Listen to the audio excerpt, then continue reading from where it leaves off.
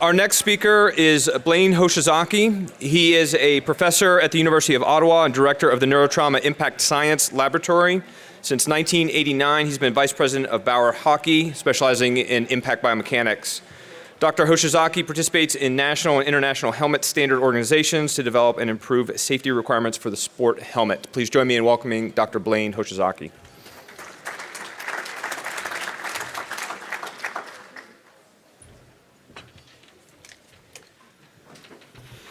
Thank you, Steve. Actually, I'd like to thank you for three things. One, thanks for inviting me to present here. I appreciate that.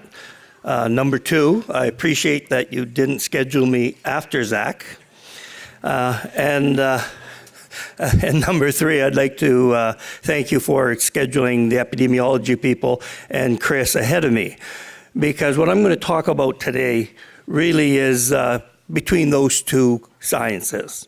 And as any good scientist, I'm going to make this as complicated as I possibly can. It seems pretty easy, actually. You get hit in the head, bad things happen. You get harder, worse things happen. And I know for most of you who are working on the front lines, when you see these events happen, it's pretty complex. You'll see a big event where a person gets blown up, and the guy just lands on his feet and runs right back into the game and performs extremely well. You'll see another case where a person will get barely touched, and that person will have symptoms for a very long period of time. I'm going to try and explain a little bit about this, primarily because this has been one of the challenges as a laboratory that we've had, because we sit between the event and then the outcome and how it creates the risk that Chris and his crew work on. So my disclosure is I'm employed by the University of Ottawa. We have a number of granting agencies. These are primarily Canadian, some in the United States, of course. And we still have a commercial interest with CCM Hockey Canada. For those of you involved in hockey, you'll know that company. The topics I'm going to cover today is really brain trauma and injury. And I had this change from concussion, brain trauma and concussion, primarily because it gets really complex if you try and, first of all, as the epidemiology people have discussed, try to understand concussion purely as a defined target. And for us, that was really important because we worked really, really hard on our methods and techniques in describing the characteristics of the event. And we had a really problematic time in terms of connecting it to predicting risk. And of course, as the epidemiology and Chris described, the definition of a concussion is not so easily defined. Going to go on to impact event characteristics to try and break down the characteristics of an event when a person gets impacted and what that means in terms of severity. Because the severity and magnitude of an event is one characteristic that's important in prediction. Then we're going to go on to biomechanics related to brain injury. We're going to look at it more along a continuum, because if you isolate it, it becomes challenging in terms of understanding that relationship. And Chris began to cover this slightly when he started talking about the other elements, the other things that happen in an axon when you get introduced trauma. We look at it slightly different from a biomechanics side, but fundamentally we're trying to address the same phenomena. And then finally, rather than just say this is a real challenge, we are proposing a way of monitoring brain trauma in sport, and we call it brain trauma profiling. So the big challenge is concussion equals brain injury or defines brain injury in sport. Right now it has, primarily because it's the topic on the table, and it is not just in this conference, but right across the board. That makes it challenging because, of course, there are other elements and there's other damage to the axon and neuron that really isn't encompassed in the definition of concussion. And we struggled with this, and I think every speaker so far today has really talked a little bit about this in slight ways, in that there's a real conundrum around concussion and its limitations of using concussion as the only measure of trauma. And the challenge is, of course, you've got a variety of signs and symptoms that are used to define it, and they all don't present in a consistent way. We're with the researchers that are presenting today and in other conferences, we're getting a little bit better idea of how these things present and how these things are ultimately managed and resolved. But it's still a fairly confusing area. The other problem, of course, is reporting. And reporting, and you know this better than anybody, that if you're a second string or first string player in hockey or football, last thing you want to do is step out of the game, step off the team, and let the guy behind you step up into your position. And it's not just as simple as competitive. Non-competitive players don't want to get off the ice. They don't want to get off the field. They want to continue to play. And they're making the decision for themselves. They're their own medical team. And that often doesn't go well, but what it does do is it really limits the ability of the epidemiologists and so forth to really understand their data. The other thing we found, because we work with kids as young as 5 right up through professional sport, is that often children 5, 6, 7, 8, 9 don't really understand what is happening and they can't express it. And that becomes problematic as well because we rely on symptoms to really understand whether they're injured or not. We also know that a lot of research that has been ongoing that is asymptomatic. In other words, we're really not seeing any symptoms, so we know that there is documented damage to the neurons, but it's not being expressed in any way that it can be diagnosed other than some rather sophisticated analysis. And that research now is become very prominent. However, we really haven't understood that in terms how we're going to manage brain trauma in sport. We first noticed this when we started looking at all the concussions that were reported, and then we also looked at randomized reconstruction. We do reconstructions, and modeling, brain modeling. That's really what our lab does. And so what we found is that when we put these together, as you can see in this slide, there really wasn't any distinction between the two. And some of it can be explained by, of course, concussion isn't always expressed. People have different levels of tolerance to trauma. And so they may or may not express it in terms of signs and symptoms, but they may also be continuing to do damage. So that when we started looking at this data, we realized we had to better understand this in terms of trauma. So what we did, and as I say, this is where Chris and I disagree, although we haven't had the opportunity to fight about it.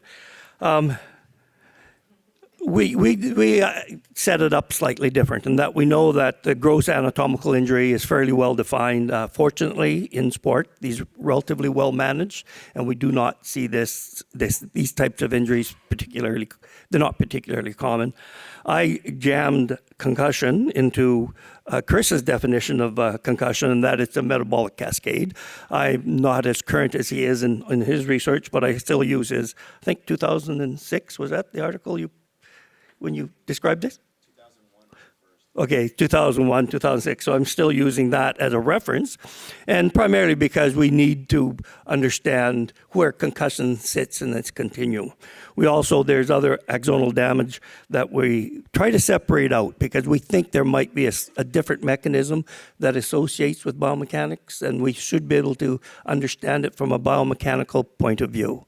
And the reason we think that's so important is that will help people who are on the front lines better understand what is happening on the field, develop better prevention, and better guidance in terms of how you're going to manage the different sports.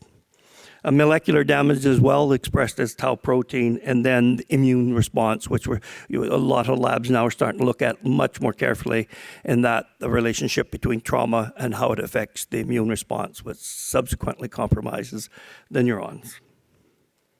I will come back to that slide near the end to try and fill in some of the blanks, because this is just more of a description of how we approach. So I've often come to conferences and say, well, your brain doesn't really care how it gets hit because they're all the same. We don't see it that way. How you get hit in the head really establishes severity, and that's why it's a bit complex or complicating in terms, or even confusing in terms of trying to understand, did the person get hit really hard? Look like they got hit really hard, but perhaps there really wasn't that much trauma. You can boil it down to these 4 elements. One is velocity, The higher the velocity, worse it is. Not hard to understand. One of the ones that we spent a lot of time understanding is what we call compliance, but it's the duration of the event. Because the brain is viscoelastic, and the longer force is applied to that material, the worse it becomes. It's like taking Jell-O and holding it apart. Sooner or later, the Jell-O starts to come apart. The brain is very similar in that context. So we've measured impacts from falling, hitting your head on a hard surface, 2 milliseconds, up to 30 or 40 milliseconds. And the things that we had to do was tease apart the rotational piece and the linear piece, because we can see a linear event can last maybe 13 milliseconds, where the rotational event may last above 25 milliseconds. And so when we associate that trauma to concussive injury, we know rotation is the best predictor. So we have to pay attention to the biomechanics. Impact mass is an interesting one, because the head is around 10 pounds, I guess 12 pounds. If you're hitting the head, it really won't have a big effect unless you're hitting something like the ground, which has infinity in terms of mass, or you get hit by a large, huge mass, then it changes that equation. But just getting hit by masses that we typically see, helmet-to-helmet impacts, it's not that influential. One that is, though, is the conditions of the impact. And we define this by where you get hit on the head, the location, and the angle of the head. And I'll show you a bit of data that supports these understandings.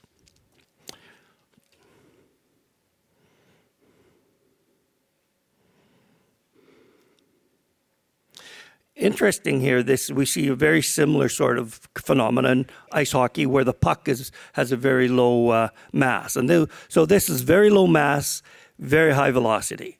And so what we see primarily here is that unless the ball or the puck hits the center of gravity of the impact, the head or what you're going to impact, it won't transfer energy well. So if it deflects in any way, you'll get very little energy into the system.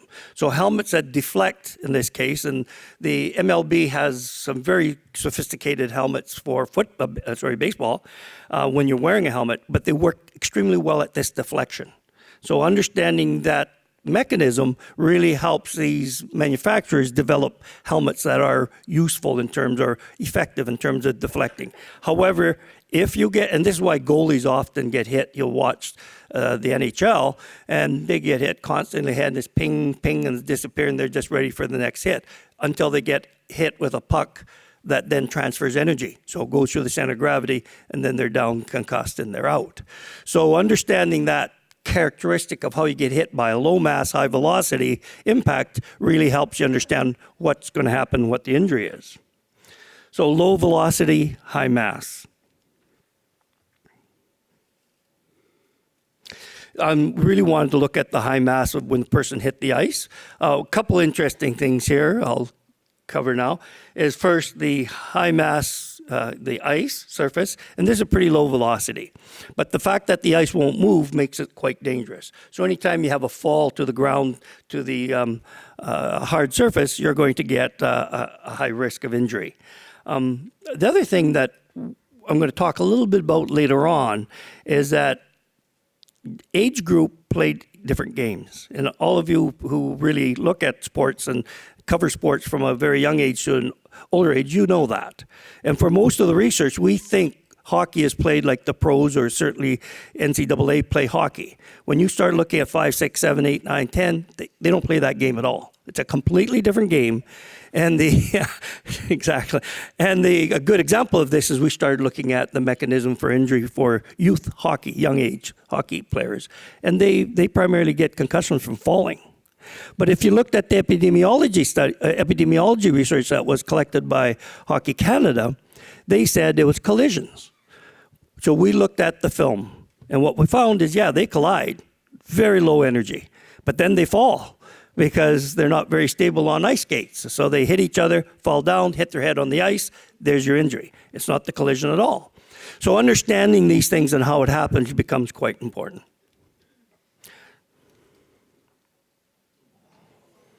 Downhill biking, wonderful sport. My son did this for a while, so I was pretty happy when it stopped. This is a high velocity, high mass. That pole didn't move, and it's like trees. Trees don't move. They look real soft, but they're not. And so things like these are very, very risky impacts. I like this one because, you'll see it again, it really demonstrates. It's hard to knock somebody out. For those of you who have either been in fisticuffs or participated in sport like boxing, it's not easy to knock a guy out. And so if you're going to punch somebody, you want to make sure you knock them out first time, because if you don't, bad things happen. A lot of bad things, no. So the thing here which surprises people, when you punch somebody, you really don't have a lot of mass. You have medium mass, about 12 kilo, but you also don't have a lot of velocity. So you got to hit them right. And that's why boxing often is talked about as a sweet science. You're setting the guy up to do what this guy did. Put a hook in there, turn his head, high rotation, down he goes. So punching him in the nose will piss him off, but it won't necessarily knock him out. So knowing how to do that is pretty important. Understanding that mechanism is important. And the fact that your athletes, whether they're boxers or football players, if they get hit to the side of the head, certainly down in here, which traps the energy, that's a very dangerous impact. And of course, this is in hockey world, the shot that was heard around the world. That's Crosby getting hit. But you can see the mechanism just the same. Put your shoulder onto Crosby's side of his head, and he had a concussion for over a year or symptoms. So we knew as soon as we saw this, this is one of the things we reconstructed for the NHL, and we said it's a serious, when it happened, we said it's a very serious impact. He's going to have problems, and of course he did. It's no magic. It's analysis. We saw the energy go in, the characteristics of that energy, and that it put this athlete at great risk. So high duration, high velocity.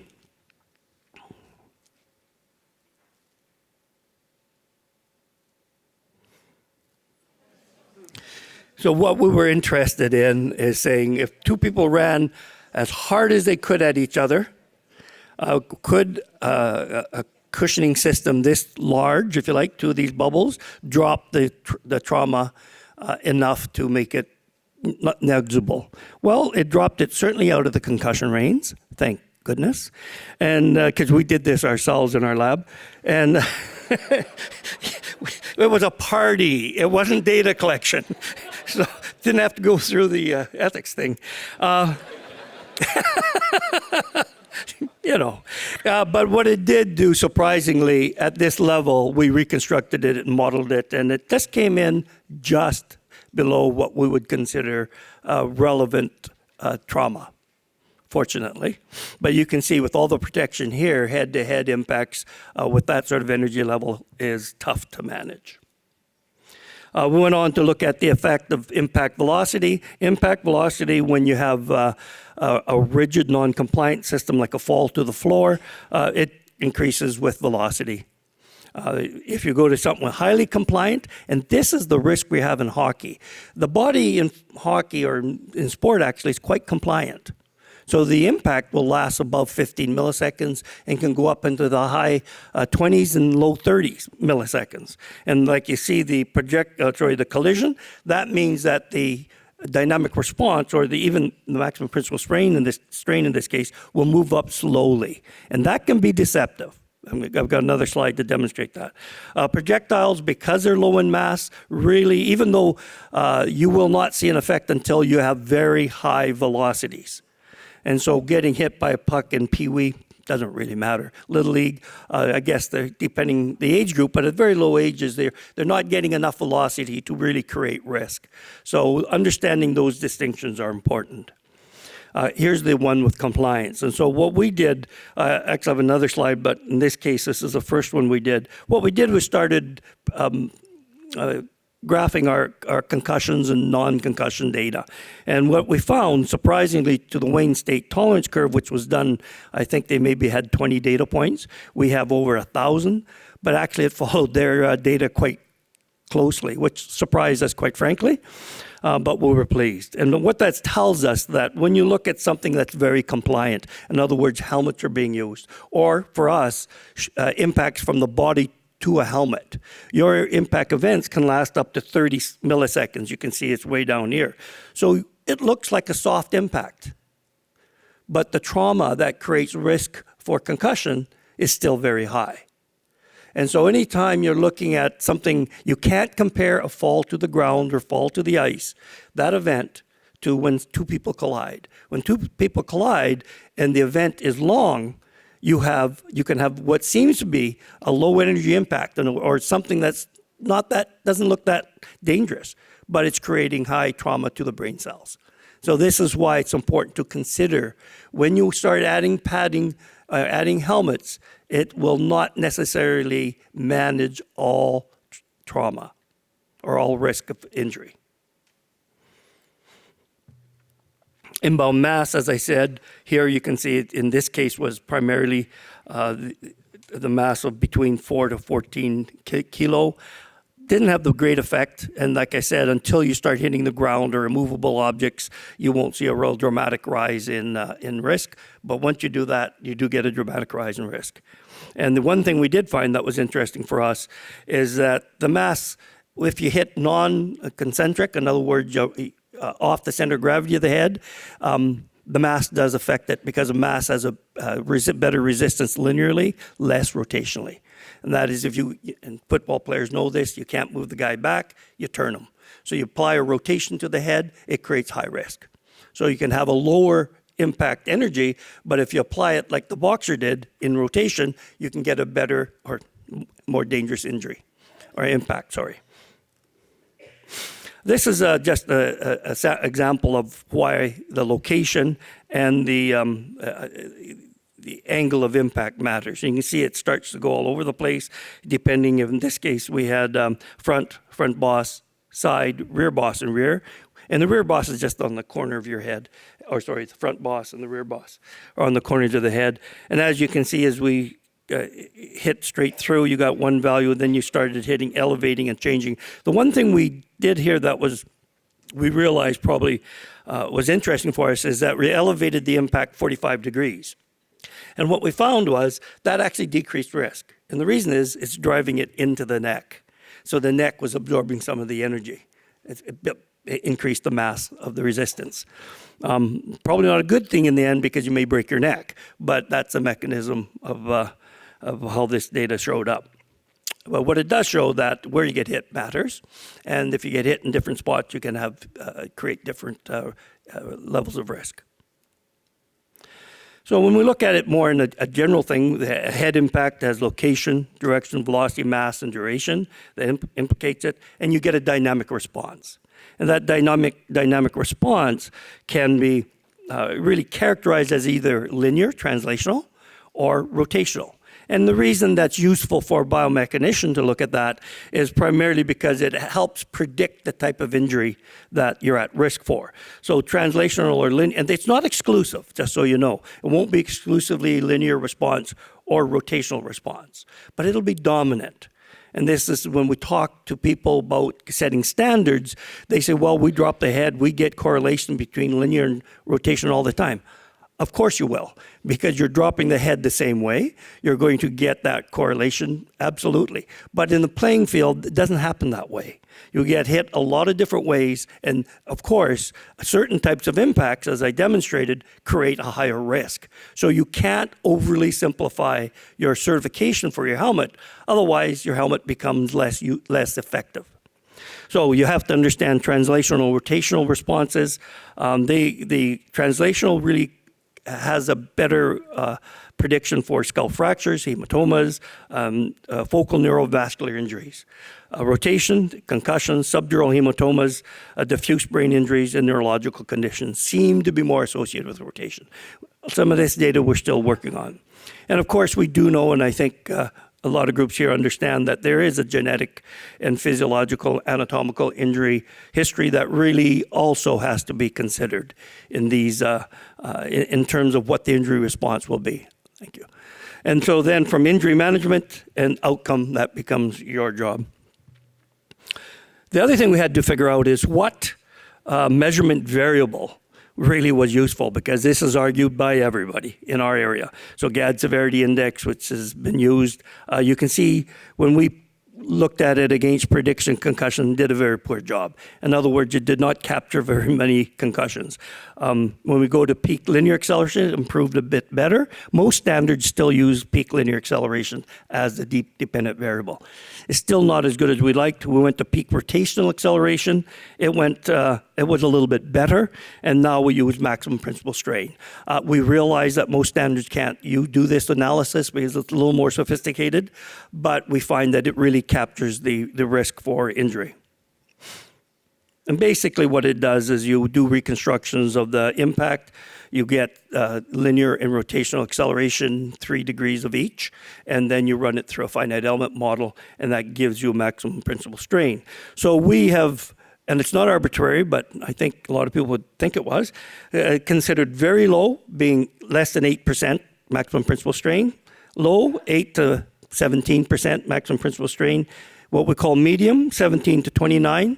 That would be the sweet spot for concussion, typically. But it'll start around 15, and we see it run to about 30, 35% maximum principal strain. High, once you get above 35 maximum principal strain, and very high, you're into more traumatic injuries. So we use this as a kind of a reference point as to what the risk or what the severity of the impact is.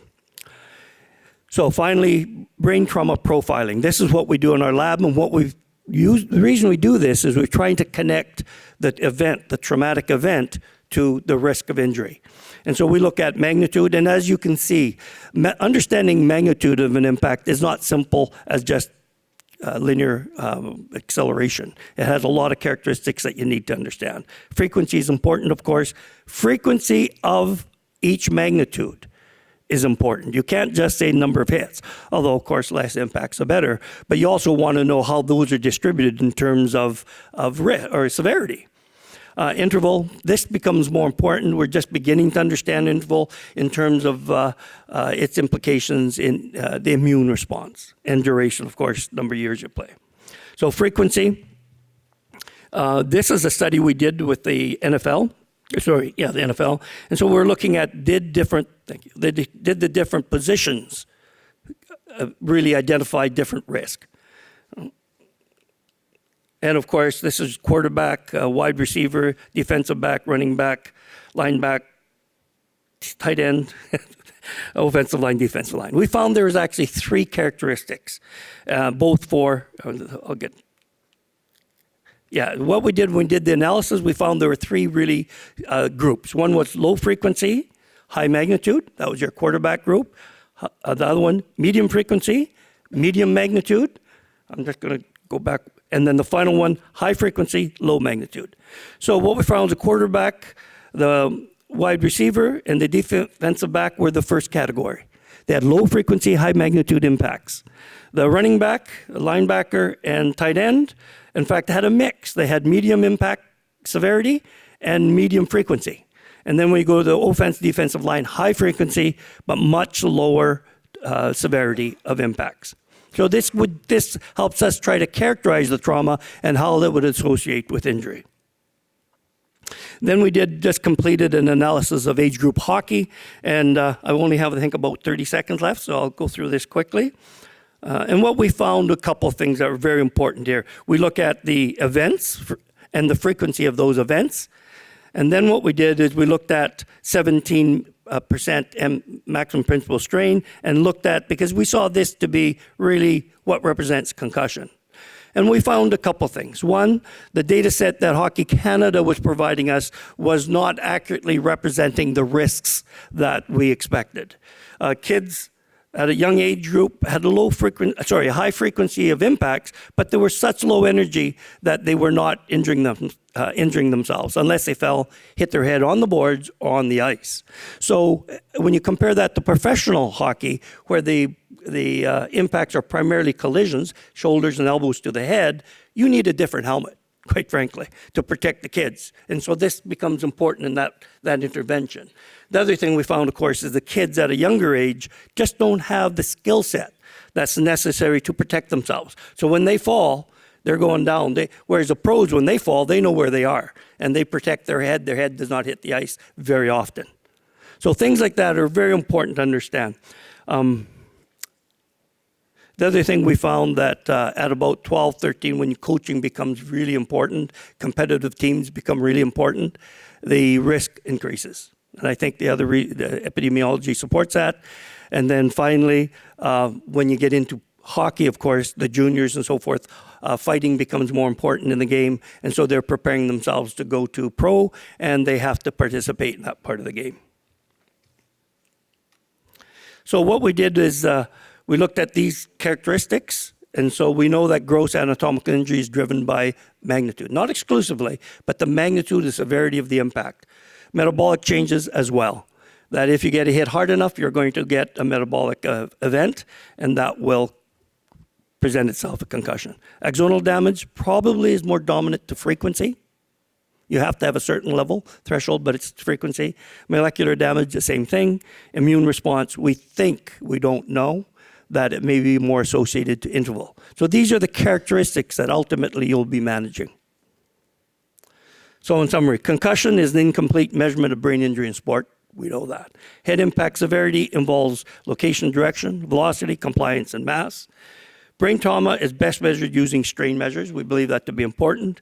Trauma profiling captures the biomechanical characteristics related to the risk of injury. So thank you very much for your time.